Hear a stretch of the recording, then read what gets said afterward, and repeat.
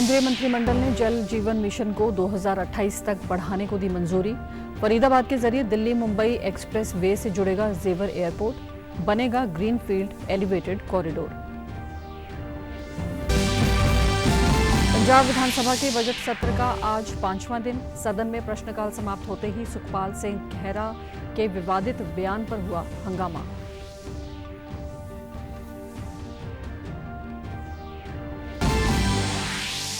और 14 मार्च को चंडीगढ़ में लगेगी राष्ट्रीय लोक अदालत।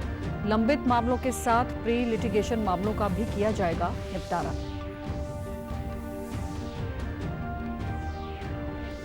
नमस्कार, चंडीगढ़ से आपका स्वागत है। मैं हूं भानुप्रिया। अब समाचार विस्तार से। प्रधानमंत्री नरेंद्र मोदी की अध्यक्षता में हुई केंद्रीय मंत्रिमंडल की बैठक में कई अहम फैसले लिए गए। कैबिनेट ने 8.69 लाख करोड़ के बजट के साथ जल जीवन मिशन को दिसंबर 2028 तक बढ़ाने को अपनी स्वीकृति प्रदान की है। कैबिनेट के फैसलों पर जानकारी देते हुए केंद्रीय मंत्री अश्विनी वैष्णव ने बताया कि जल जीवन मिशन में बदलाव कर इसमें संगठनात्मक बदलाव सुधारों पर ध्यान दिया गया है। केंद्र ने इसके अनुदान में अपने हिस्से को भी बढ़ाया है। इस मिशन के तहत सुजलाम भारत नाम से एक ढांचे का गठन किया जाएगा और हर गांव में नल से जल आपूर्ति की डिजिटल मैपिंग होगी। उन्होंने बताया कि अब ग्राम पंचायत इसके तहत होने वाले कार्यों के समापन को स्वयं प्रमाणित कर सकेगी।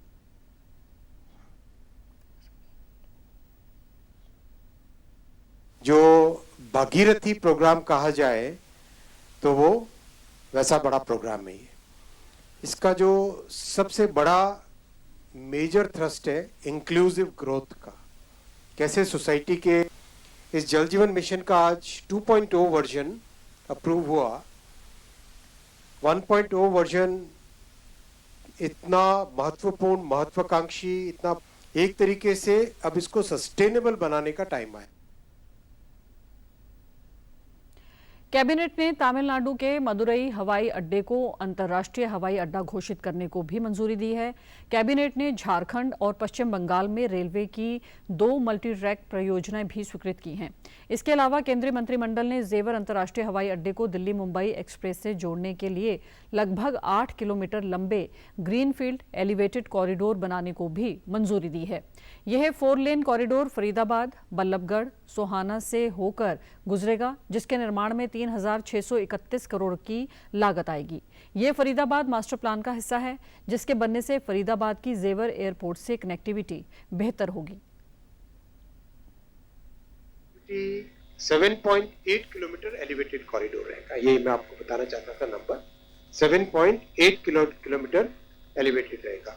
अब एक ओवरऑल रोड काफी एरिया में एलिवेटेड रहेगा और ये जेवर एयरपोर्ट को फरीदाबाद के एरिया से कनेक्ट कराएगा। यही आगे कनेक्टिविटी फिर दिल्ली मुंबई एक्सप्रेस वे पे आ जाती है। तो एक तरीके से Delhi Mumbai express way, Yamuna express way, इन दोनों का जेवर एयरपोर्ट के साथ कनेक्टिविटी। पंजाब विधानसभा के बजट सत्र का आज 5वां दिन है। प्रश्नकाल समाप्त होते ही सुखपाल सिंह खैरा के मुद्दे पर हंगामा हो गया।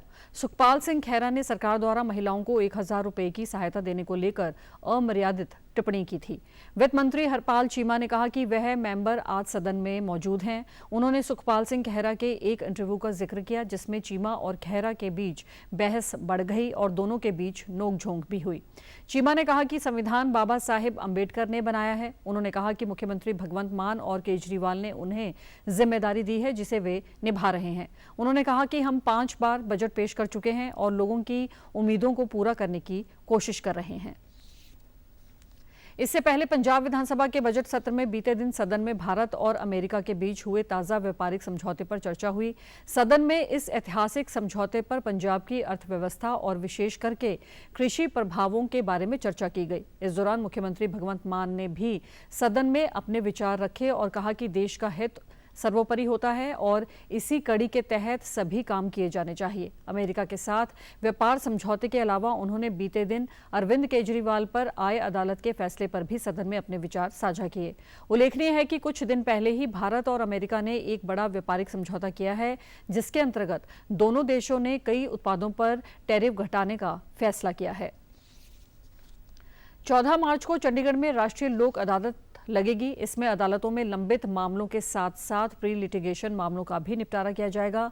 राज्य विधिक सेवा प्राधिकरण यूटी चंडीगढ़ के सदस्य सचिव एवं अतिरिक्त जिला एवं सत्र न्यायाधीश अरुण कुमार अग्रवाल ने मुख्य न्यायिक मजिस्ट्रेट सह सचिव जिला विधिक सेवा प्राधिकरण सुनील कुमार के साथ लोक अदालत की तैयारियों को लेकर जानकारी दी।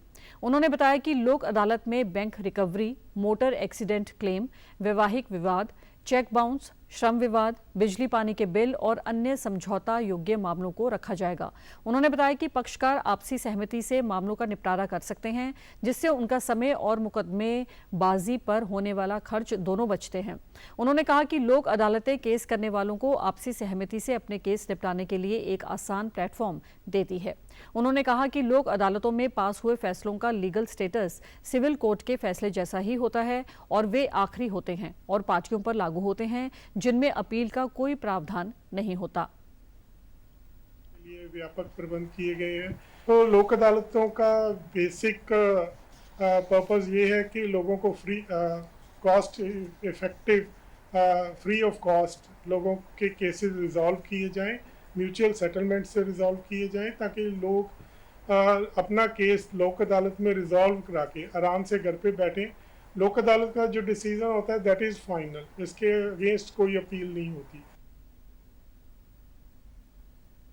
उन्होंने कहा कि लोक अदालतों में केस निपटाने का एक बड़ा फायदा यह है कि पार्टियों द्वारा दी गई कोर्ट के नियमों के अनुसार वापस कर दी जाती है।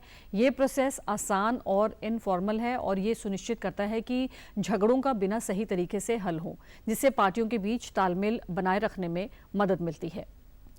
हरियाणा के मुख्यमंत्री नायब सिंह सैनी ने Indo Canada chamber of commerce के प्रतिनिधि मंडल से मुलाकात की। इस दौरान शिक्षा, कृषि और स्वास्थ्य सेक्टर से जुड़े विषयों पर चर्चा हुई। साथ ही कनाडा के साथ मिलकर एआई और स्मार्ट गवर्नेंस पर काम करने पर भी विचार विमर्श किया गया। इस अवसर पर शिक्षा के साथ साथ स्किल्ड डेवलपमेंट और रोजगार परक शिक्षा के विषयों पर भी बातचीत हुई। प्रतिनिधि मंडल ने मुख्यमंत्री को कनाडा आने का भी न्योता दिया।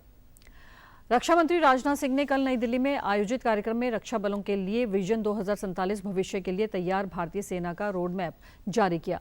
इसे एकीकृत रक्षा स्टाफ मुख्यालय की ओर से तैयार किया गया है, जिसका उद्देश्य रक्षा बलों को आधुनिक, एकीकृत और तकनीकी रूप से उन्नत सेना में परिवर्तित करना है, जो 2047 तक विकसित भारत बनने की राष्ट्र की आकांक्षा को पूर्ण करने में सहयोग देने में सक्षम हो। इस दृष्टिकोण पत्र में भू रणनीतिक, तकनीकी और सुरक्षा संबंधी बदलते परिवेश से प्रभावी ढंग से निपटने के लिए रक्षा बलों के अंदर आवश्यक रणनीतिक सुधारों, उनकी क्षमता में वृद्धि और संगठनात्मक परिवर्तनों की रूपरेखा प्रस्तुत की गई है। इसमें सेना को एकीकृत, बहुत से संबंधित मामलों में दक्ष और कुशल बल में परिवर्तित करने की परिकल्पना की गई है, जो तेजी से बदलती वैश्विक और क्षेत्रीय परिस्थितियों के बीच शत्रुओं को रोकने, संघर्ष के सभी पहलुओं से संबंधित कार्रवाई और बढ़ रहे रणनीतिक हितों की रक्षा करने में सक्षम हो।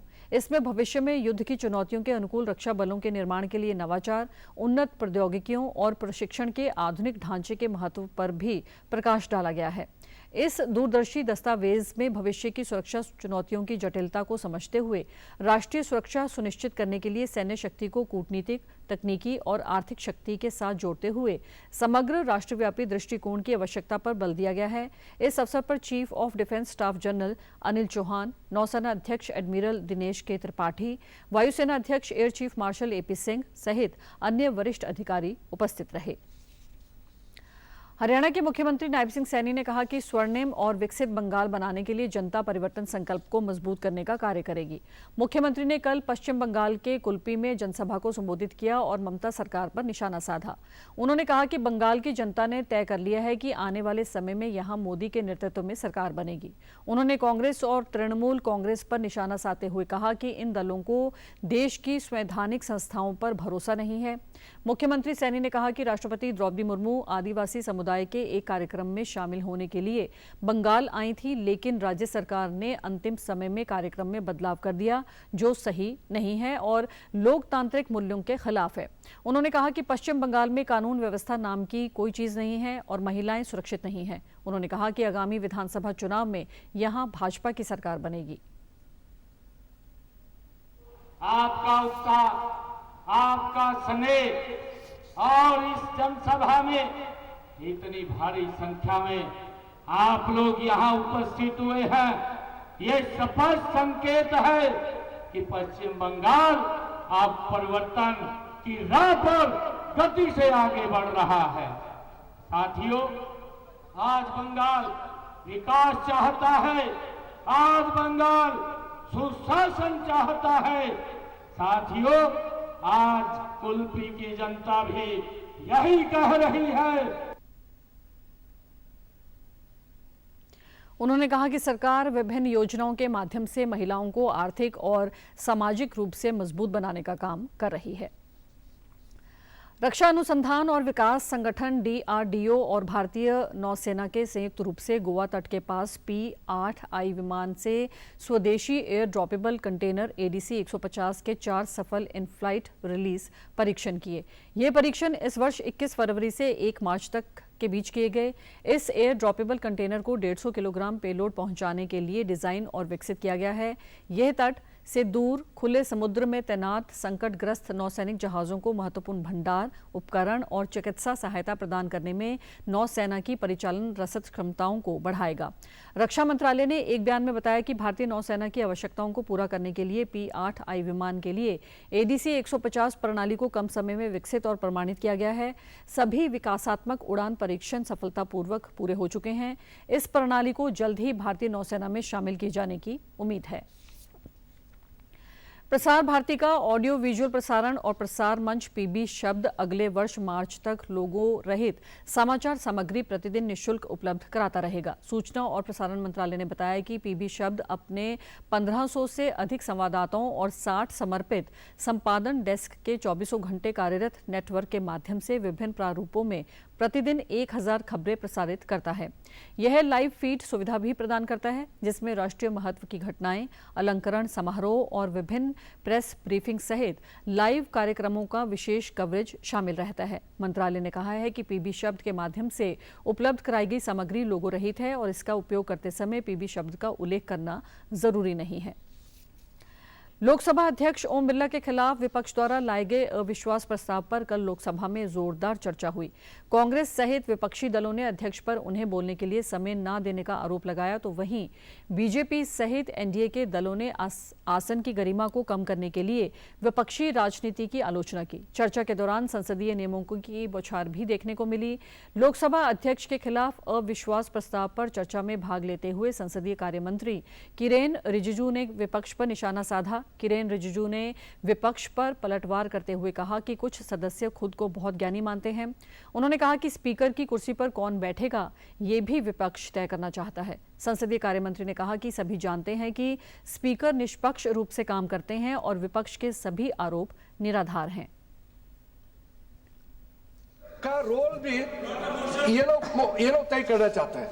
ये चाहते हैं कि ये कुर्सी पे कौन बैठेगा ये भी ऑपोजिशन तय करना चाहते हैं। क्या दुर्भाग्यपूर्ण है कि ये स्पीकर का रोल भी इन लोग लेकर के अपना अधिकार लेना चाहते हैं।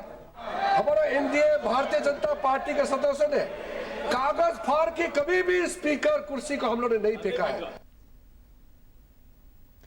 पंजाब को सुरक्षित राज्य बनाने के लिए चलाए जा रहे अभियान के दौरान पंजाब पुलिस के स्टेट साइबर क्राइम डिवीजन ने 3 व्यक्तियों को गिरफ्तार कर सोशल मीडिया पर महिलाओं के नाम से फर्जी पहचान बनाकर अनजान लोगों से धोखाधड़ी करने और उनके पैसे वसूलने वाले अंतर्राज्यीय रैकेट का पर्दाफाश किया है।